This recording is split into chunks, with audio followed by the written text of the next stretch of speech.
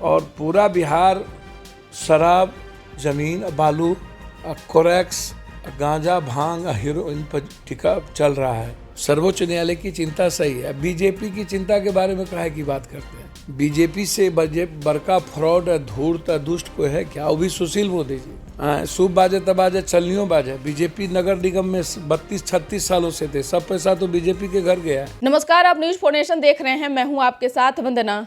बिहार में नगर निकाय चुनाव को लेकर बीजेपी पहले ही नीतीश कुमार को कह दिया था कि आप जल्दबाजी कर रहे हैं। हालांकि सुप्रीम कोर्ट के आदेश के बाद यह सही साबित हो गया।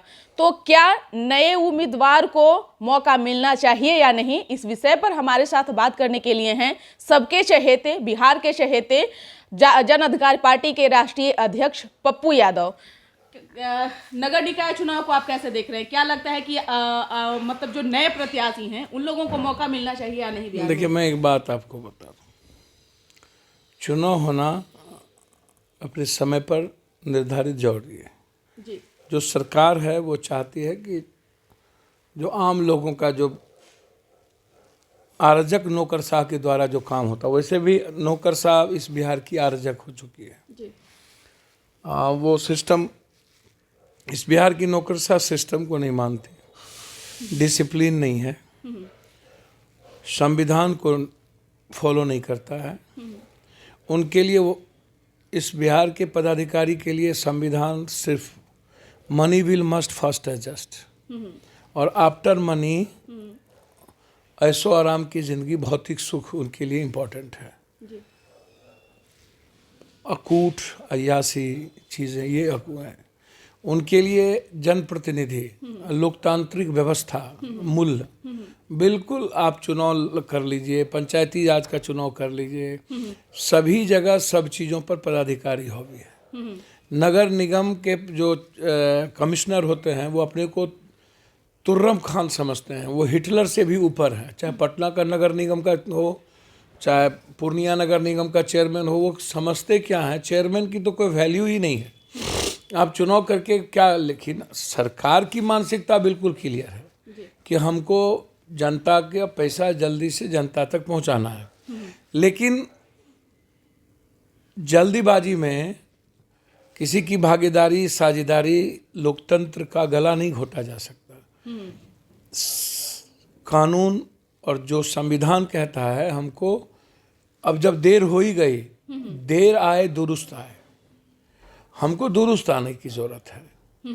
सर्वोच्च न्यायालय की जो चिंता है वो गलत नहीं है जी। सर्वोच्च न्यायालय की चिंता सही है। बीजेपी की चिंता के बारे में काहे की बात करते हैं?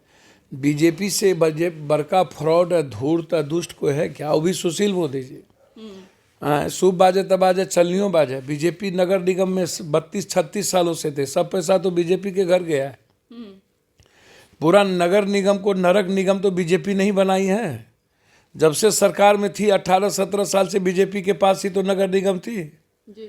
बीजेपी क्या बात करेगा? बीजेपी ने इतने दिनों तक पॉलिसी क्यों नहीं बनाई? उसको पॉलिसी बनाने में उनके मंत्री को किसने रोका था? जी। ये जो बड़ों के बाप और कनियों के बाप, चट में मंगनी तब पट में बिहार, कभी पैर पकड़ लो कभी गला धर लो। बीजेपी के बारे में आप इतने समझिए कि एक एक्सपर्ट का, दुनिया का सबसे पढ़ा लिखा आदमी राहुल गांधी को किस तरह छठा और 8वां क्लास का आदमी उसके जीवंतता को 32 गोली उसकी माँ दादी ने खाई, बम बाप ने खाया। जो प्राइम मिनिस्टर बनना चाहता तो मनमोहन सिंह जी के सेकंड पीरियड में वो प्राइम मिनिस्टर हो सकते थे। कांग्रेस पार्टी के सर्वोसर्वा थे, जिसने प्राइम मिनिस्टर के लात मार दिया उसको पप्पू बना दिया था।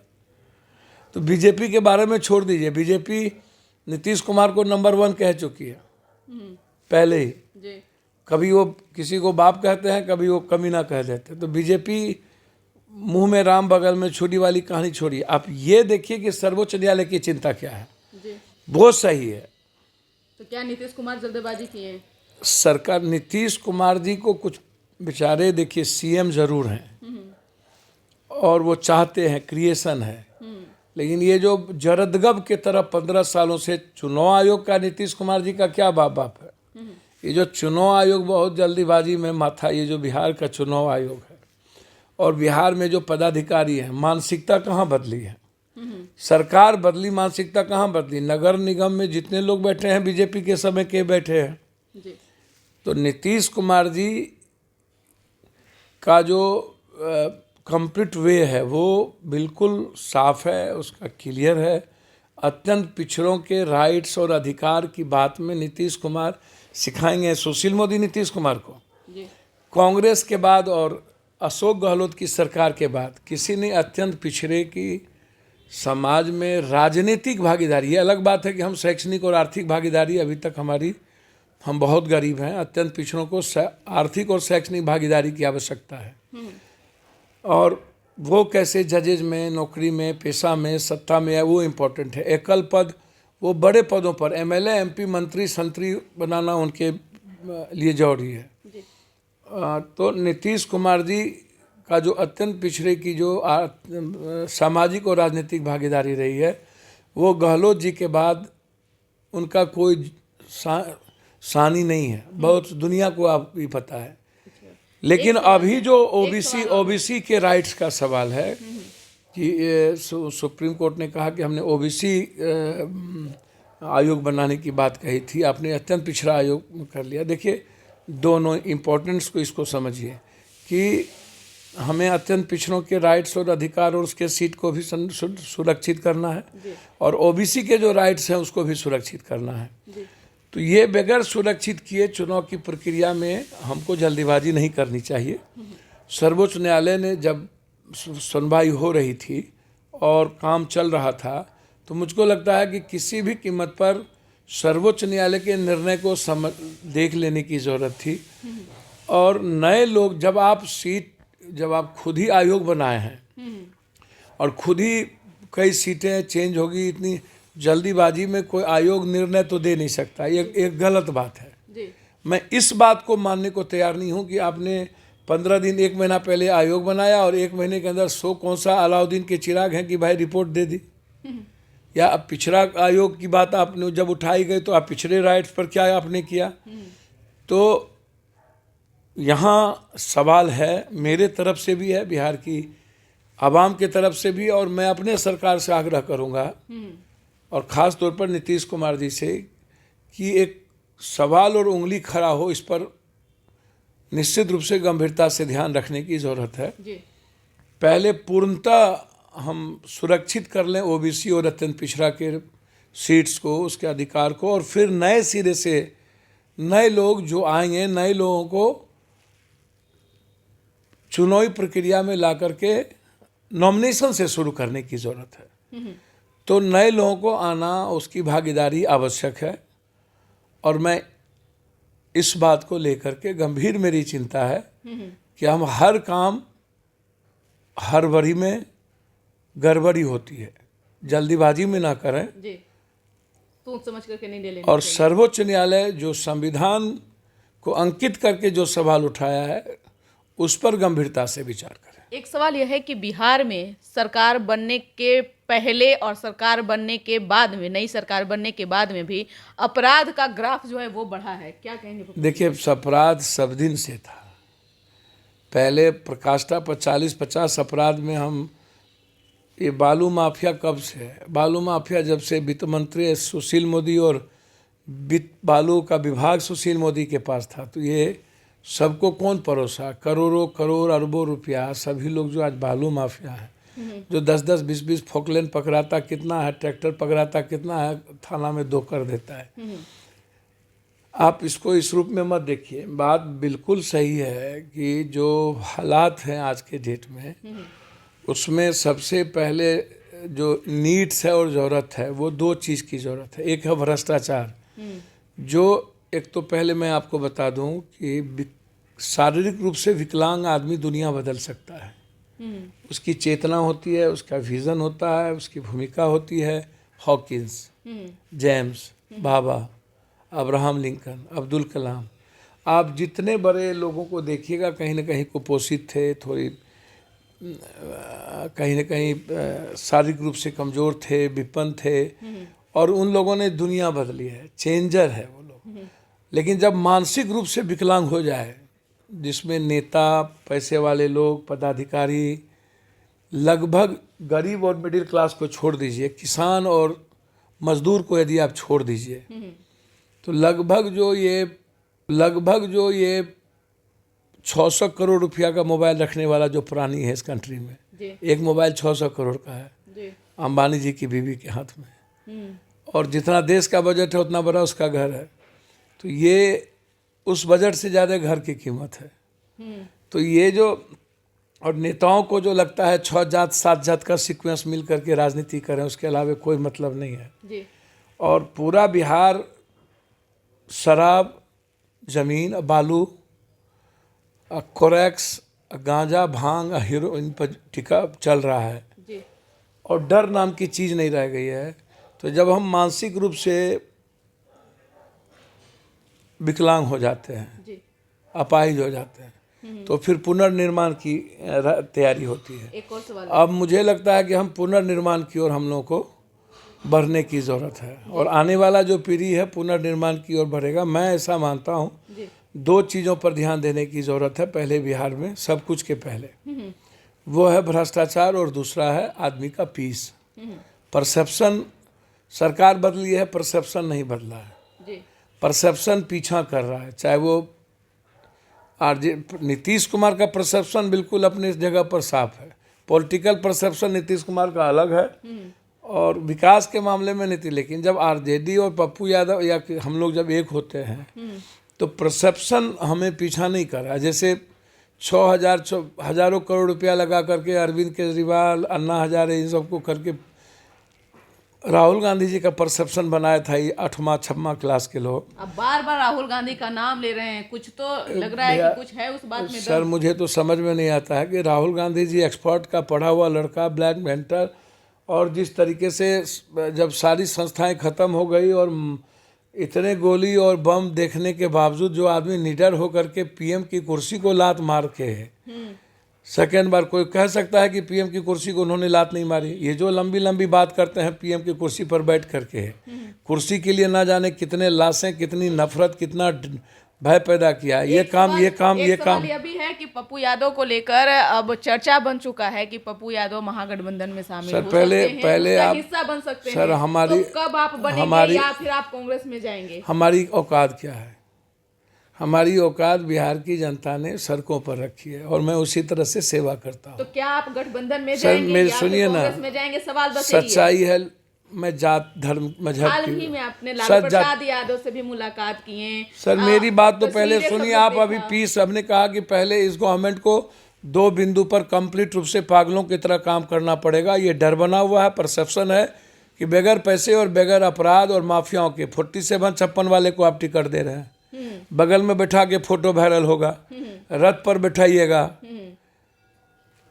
और कंप्लीट रूप से सरकार यदि सारे लोगों की बात। यादव को डर है कि जाने के बाद में, महागठबंधन में जाने के बाद में छवि खराब हो सकती है हमारी। सर देखिए, मैं आपको, मेरी छवि का तो चिंता नहीं है, चिंता है जो जनता उम्मीद कर रही है महागठबंधन से, कांग्रेस के नेतृत्व। तो आप जाएंगे क्योंकि कांग्रेस भी है उसी दल में। सर कांग्रेस का जो परसेप्शन है वो बिल्कुल डिफरेंट है। वो कभी 56-47 या माफियाओं से, अपराधियों से समझौता नहीं करती है। तो क्या पप्पू यादव कांग्रेस में जाएंगे? मैं कांग्रेस लेने के लिए क्या हम ज्योतिष हैं कि वो क्या करेगी? कांग्रेस समुद्र है, तो राजा हैं वो, हम रंग हैं, तय उनको करना है ना कि पप्पू यादव गठबंधन के लिए। तो कुछ तो शर्तें आप रखिए। नहीं, मेरा कोई शर्त किसी चीज़ों में नहीं रहता है।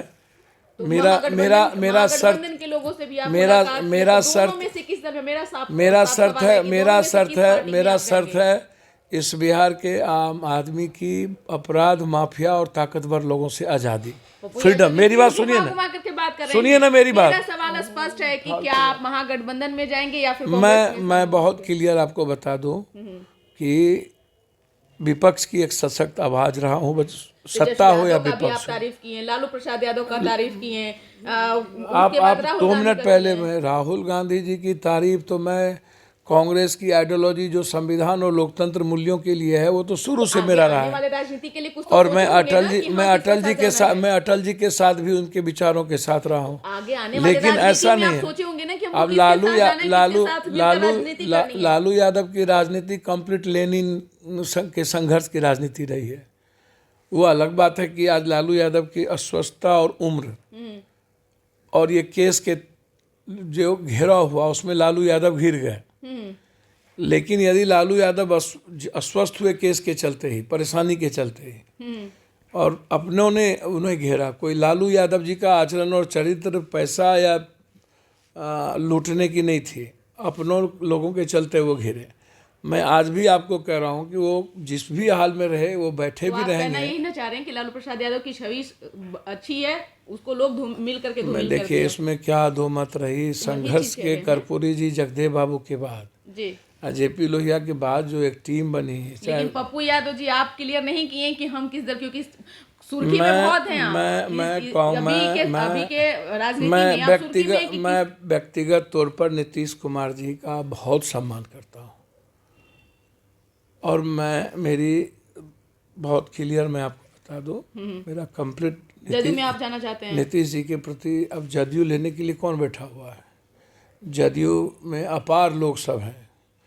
वहाँ नीतीश जी के बाद कोई किसी ऊर्जावान लोगों को चाहेगा कि वो प्रवेश करे या जदयू के साथ खड़े हों?